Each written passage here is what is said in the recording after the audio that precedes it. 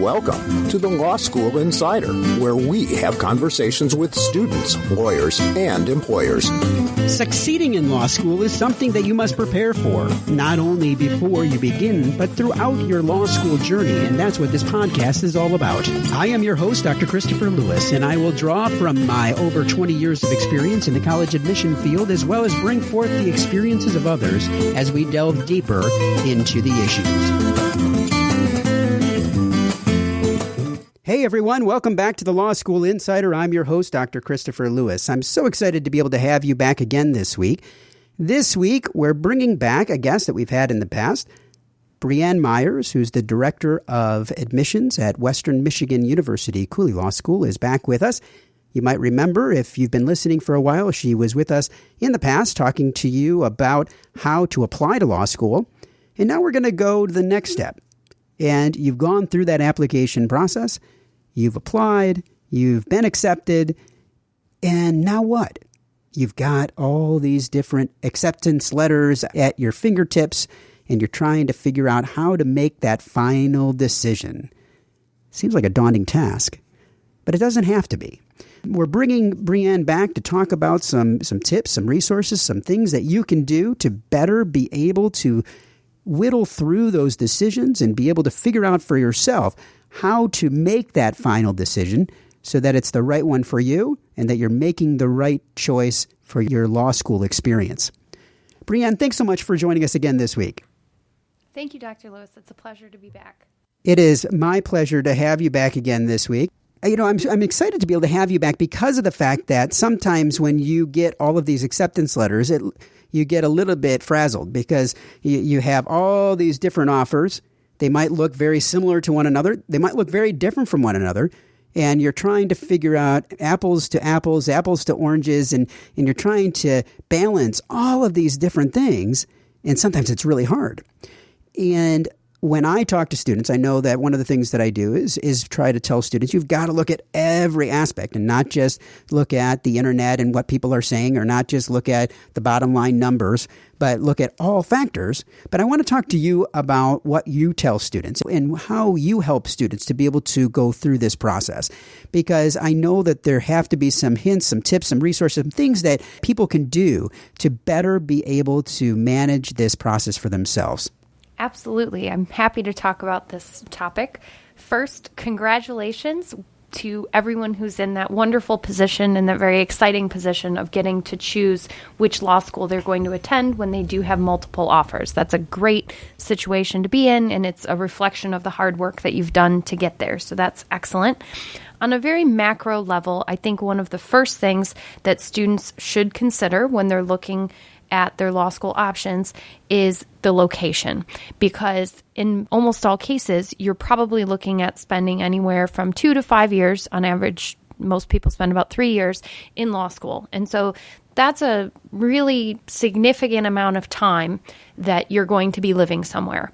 And where you are determines a lot of different things for you, both personally, professionally, and I would also say financially. Cost of living is obviously a huge factor. When people look at law school debt, they're not only looking at the tuition and fees that someone has incurred for 3 years, but they're also looking at the living expenses that they may have borrowed, especially if they're a full-time student. If you're borrowing to pay for your rent and your food and your transportation for 3 years, if you're in a city that's very expensive, that may be worth it to you, but different cost of living could easily make a difference of $40,000 on your total indebtedness when you get out. And so the cost of living has to be something that you're taking into account when you're looking at cost, but also the locations of where you're going to be. I also think that location is very important because where you are can present different opportunities to you as you're working your way through law school. If you're passionate about working with the government and you have the opportunity to go to law school in a state capital, that may have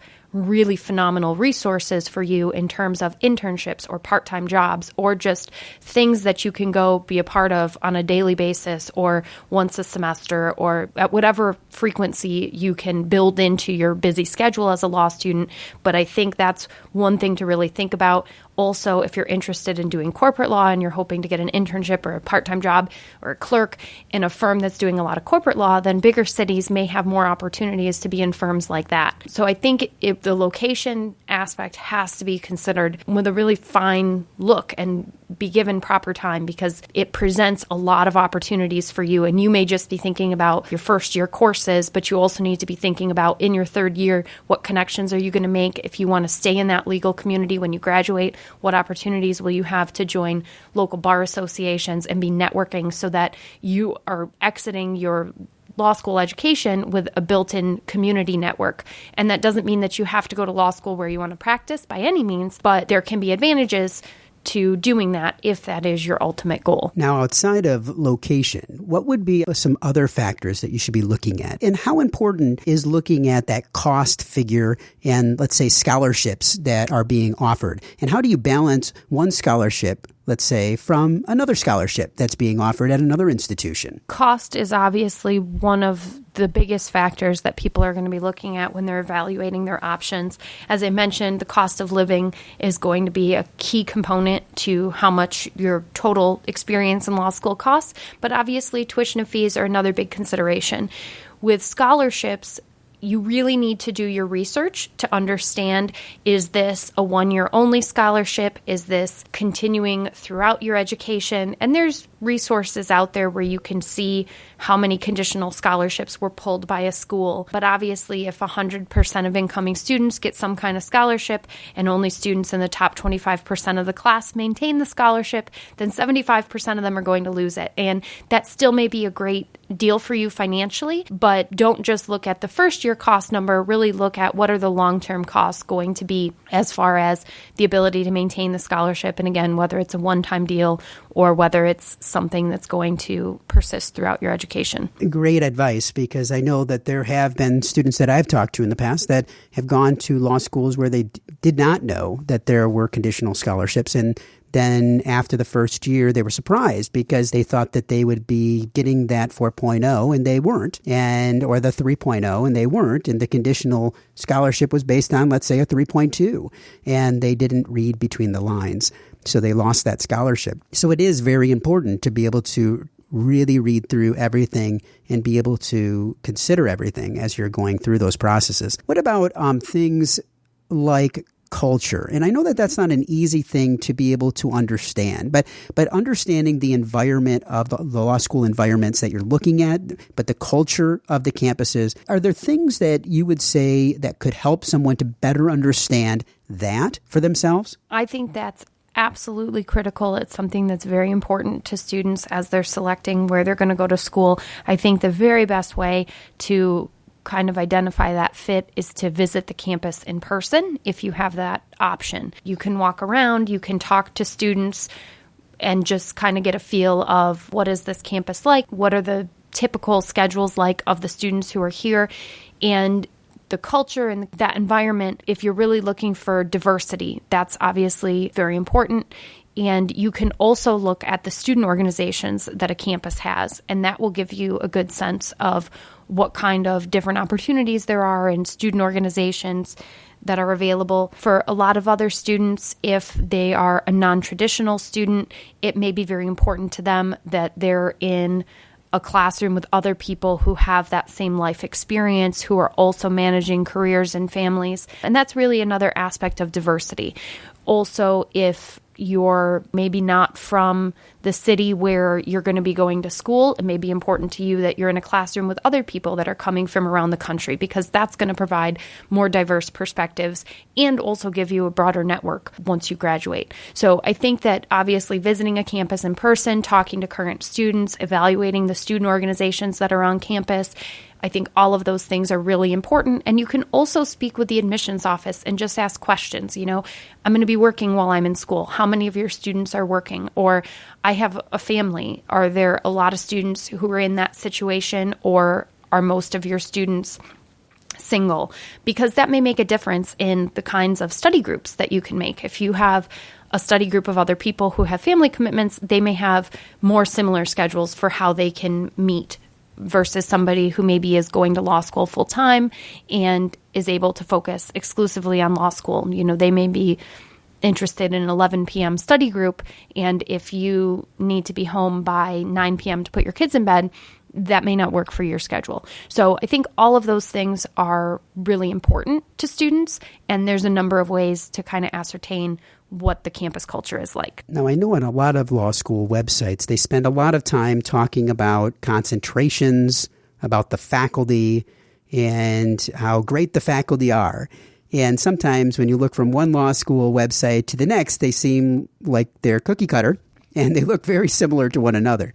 So how do you whittle through that to try to figure out what type of breadth and depth is being offered? And how important is it to have a concentration, let's say, during law school versus going in and just getting that JD experience as you're going through law school itself? I think it really depends on the individual as far as how critical the opportunity to do a concentration will be. If someone knows exactly what they want to do after law school and they don't change their mind throughout their curriculum, then a concentration is a really excellent way to kind of focus your courses towards your future. There are a lot of students who come into law school who will change their mind about what they want to do, but by the time you're actually selecting a focus area, you may be further down the road, and so you've had a few classes under your belt anyway so that you can make a good choice. In general, historically, it was a JD program, so I think concentrations and certificate programs and focus areas are kind of a newer phenomenon in law school education. And I think that they can be a value added if it's something that's really important to you. But I would also look for the breadth of the program, because understanding that you may change your interest area no matter how certain you may be going in. And there are some people who do maintain their focus, but law school is all about opening your mind. And so there could be a really incredible professor who gets you excited about property law, and that wasn't on your radar, and now it turns out zoning is your thing. So I think having the opportunity to focus in a lot of different areas and to specialize if you want to, but not having to, I think all of those things are really important for giving you maximum flexibility down the road once you're in law school and you're actually taking the classes and can discover what you really enjoy. And then mentioning that star property professor kind of leads us into your next question about the faculty. I think that if you can speak with a faculty member before choosing a law school, I think that that's an incredibly valuable experience, because they're going to want to talk to you and they will tell you everything you want to know about their perspective as a faculty member, as far as their expectations of the classroom, in terms of the accessibility of the faculty. Different law schools have faculty that focus on different things. There are law schools who hire faculty who have practical experience, as far as they've practiced law in a very traditional sense, and they bring years of often courtroom experience to the classroom. There are also people who are focused more on the academics and the scholarly side of being a professor, and so they may have done a lot of research and written a lot of books and articles, and depending on what your goals are, you may have a preference for one style of faculty over the other. Some faculty members really pride themselves on being accessible, and there are other faculty who may not see their accessibility to students as being one of their key focus areas. And that's not a criticism. It's just, there are different philosophies and people have different time commitments. So I think it just depends on what that faculty is looking for and also what you're looking for. If faculty accessibility is not key to you, but it's really important that they're doing scholarly research because maybe your goal is to do more scholarly research, then that might be a great fit for you. But if it's imperative to you that you have someone who is available consistently throughout the semester to meet with you for office hours, then that's something that you should definitely ask about. What is the expectation, and is this something that would be available to me as a student? Now, I know that a lot of law schools today are using the term practice ready because they're trying to get students to be ready for the work environment. And I know at Western Michigan University, Cooley Law School, your school has been working really hard to be able to make people practice ready, all the way back from when they first started. But with that being said, what should a student be looking for in regards to getting practical experiences while they're in law school? So that, because every school is a little bit different in the way that they look at those type of experiences and opportunities. So what should someone be looking for on that aspect? Practice ready is absolutely something that I think is only going to continue to grow in law schools, because I think the legal environment for employment almost requires it. So the ways to get that practical experience, like you mentioned, can really vary from law school to law school. At WMU Cooley, we do require that all of our students do either an externship or a clinic or both in order to graduate. Other schools may have similar programs. It may not be required, but they may have clinical opportunities on campus where students are doing pro bono legal work under the supervision of an attorney. They may have externships. They may have internship programs. They may have summer associate programs. So I think it's all about looking at the law school and speaking with different people, especially the career office, to say what kind of opportunities are available to your students and how many students are able to take part in those opportunities. Are the clinical positions limited to 10 students a year? Because if your goal is to participate in that clinic, how many of those students who apply get invited to participate in that clinic? Or is your goal to do a summer associate position? And if so, what kind of resources do they have as far as on-campus interviews for a summer associate position?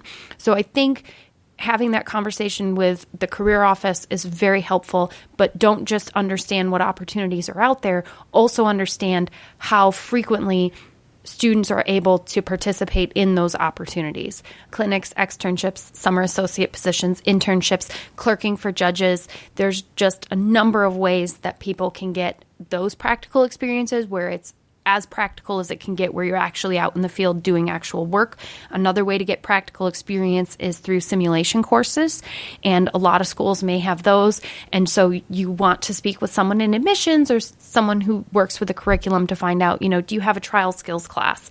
What is it about this class that makes it practical in nature? Who is teaching this class? Is it a judge? Is it a local attorney? What kind of assignments are you doing? Are there mediation and ADR simulation courses? There's just so many different ways to get that practical focus. And then also the curriculum itself. What kinds of classes are you taking? Are you taking classes that are going to prepare you for the kind of practice you're likely to do when you graduate? And all of those things are issues that, admissions officers or really anyone at the law school should be more than happy to speak with you about. One of the other things that I know sometimes gets a little bit confusing is that students are told, look at the data. And if you go to any website, any law school website, there's a ton of data. They look at bar passage. They look at job placement. They look at, there's requirements on all ABA accredited schools to disclose. So you get students that all the time are like, what are your means? What's the mean LSAT? What's your median LSAT? What's your bar pass rate? And sometimes that data can be confusing because when you look at it from face value, it may mean one thing, but then if you delve a little deeper, it also means something different. So how do you look at the data and better be able to figure out for yourself if what you're seeing is really a true glimpse of what the institution has to offer? I think looking at outcomes is certainly an important part of reviewing your offers. I think if you're trying to make distinctions or better understand the data, it's going to be very helpful to have a conversation with someone. If you have a school that attracts a lot of non-traditional students, for example, they may not be looking to necessarily switch careers entirely. And so if they have a lower number of students who are in JD bar passage required positions, it could be because they have a lot of non-traditional students who weren't necessarily even seeking those kinds of positions. And you should still use the data and you should still understand it and you should understand what that says. But you can also have a conversation with the school to say, is there anything else that you think I should understand when I'm looking at this data that might explain some differences between your school and other similar schools that I'm looking at? I think that that's one really important thing to do. I also think it's important to recognize that the data is not going to guarantee you anything. You can go to a law school that has a 90% bar passage rate and 90% employment rate, 9 months after graduation. That's not going to guarantee you a job. So don't see the name of the school or the data as a guarantee of any specific outcome. At the end of the day, you need to make sure that you're doing all of the work to position yourself so that you can pass the bar and so that you can get a job. And that is going to require a lot of effort from day one of law school. And I say day one of law school, I mean before law school, because you should already be doing your first week assignments and attending orientation and be prepared. And law school is like anything else in this world. You will get out of it what you put into it. And if you do very well in law school and you're prepared for all of your classes and you're getting good grades, I would hypothesize that at most law schools, that's going to translate to a very good bar passage rate. And if you start your job search a year before you graduate, you will probably be in a better position to have a job than if you start your job search after you graduate, or worse, after you take the bar exam. So the timing of it is going to be very important. You know, long gone are the days where you just graduate and someone just hands you a job. That's not going to happen. You really need to be proactive about it, and you also need to use the resources that are available to you. So you should know the people in your career offices, and you should be talking with them early and often about your goals and how you're going to make yourself as competitive as possible for those things. Because don't assume that because 90% of the people who went to the law school that you're at got a job, that means that they were just given a job. They probably had to work really, really hard for that, and you should be prepared to do that too, because nothing in life is guaranteed.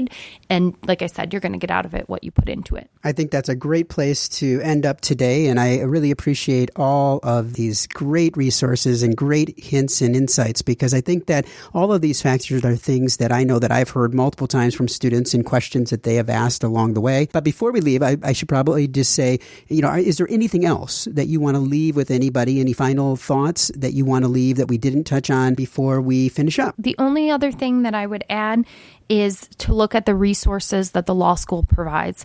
And that includes faculty and staff and externships and foreign study. It also may include things like writing centers or academic resource centers and other resources that could be really valuable to you, pro bono opportunities.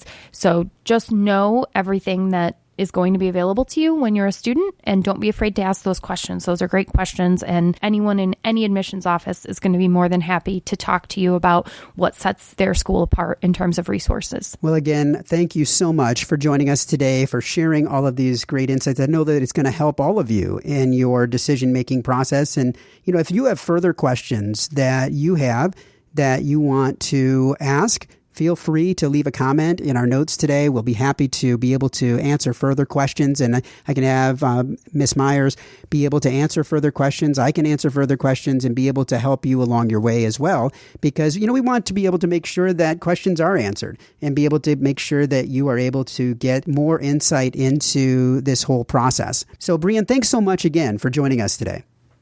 Thanks for having me. Well, that was another great guest this week on the Law School Insider. If you have an interest in being a guest on the show, drop me an email at lawschoolinsider@Cooley, COOLEY.edu. And thank you all for listening today. And remember, you have the ability and right to take control of your law school success. I hope you'll continue listening, creating a plan for success that will prepare you to achieve the dreams that you have set for yourself. Talk to you next time. Thanks for listening.